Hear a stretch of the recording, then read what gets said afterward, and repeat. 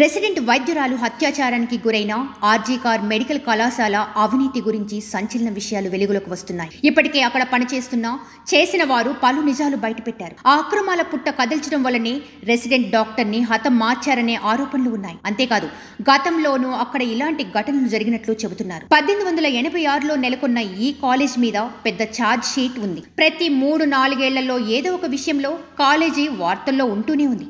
2001లో సౌమిత్ర అనే 31 ఏళ్ల డాక్టర్ కాలేజీలో జరుగుతున్న బాగోతాల్ని బహిర్గతం చేసే ప్రయత్నంలో హత్య చేయబడింది అనే ఆరోపణలు ఉన్నాయి. 2003లో 4 సూసైడ్ కేసులు ఉన్నాయి. 2004లో కాలేజ్ యాజమాన్యంతో డెత్ కేసును తేల్చడానికి వచ్చిన వారికి అనుమతి ఇవ్వకపోవడం పలు సందేహాలకు తావిచ్చింది. 2015లో అక్కడ మెడిసిన్ చదువుకున్న ఒక అమ్మాయి కనిపించకుండా పోయింది. ఆ కేసుని ఇప్పటి వరకు తేల్చలేదు. 2016లో ఒక మహిళా విద్యార్థి చనిపోయింది. దానిపైన కాలేజ్ మేనేజ్మెంట్ స్పందించలేదు.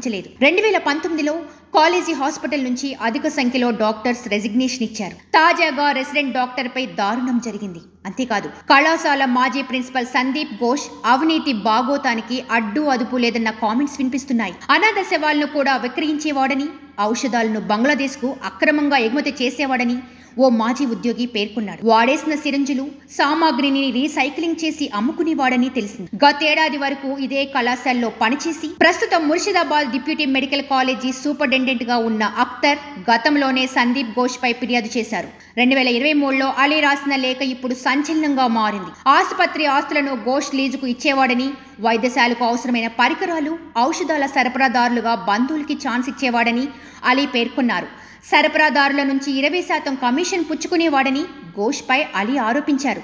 అంతేకాదు పరీక్షలు తప్పిన విద్యార్థుల నుంచి కూడా డబ్బులు తీసుకున్నాడని ఆరోపణలు ఉన్నాయి. రోజుకి సుమారు 600 కిలోల వ్యర్థాలని బంగ్లాదేశుల సాయంతో రీసైక్లింగ్ చేయించి అమ్మేవాడనే ఫిర్యాదులు కూడా ఉన్నాయి. పలు ఘటనలో అతడు దోషిగా తేలినా ఎవరూ చర్యలు తీసుకోలేదని అలీ పేర్కొన్నారు. సందీప్ ఘోష్ తన భార్యపై కూడా దాడికి పాల్పడినట్లు ఆరోపణలు ఉన్నాయి. ఆమె బిడ్డకు జన్మనించిన 14 రోజులకే ఆమెపై తీవ్రంగా దాడి చేయగా సిజేరియన్ అయిన ఆమెకు కుట్లు పగిలి తీవ్ర రక్తస్రావమైనట్లు పేర్కొన్నారు. వీధి మొత్తం ఏకమై ఆందోళనకు దిగినట్లు స్థానికులు చెప్పారు. చుట్టుపక్కల వారితో కూడా సక్రమంగా ప్రవర్తించేవాడు కాదని పేరుంది. ఇక తాజాగా డాక్టర్ ఘటనలో ఆయన వ్యవహారం పలు అనుమానాలకు తావిస్తుంది.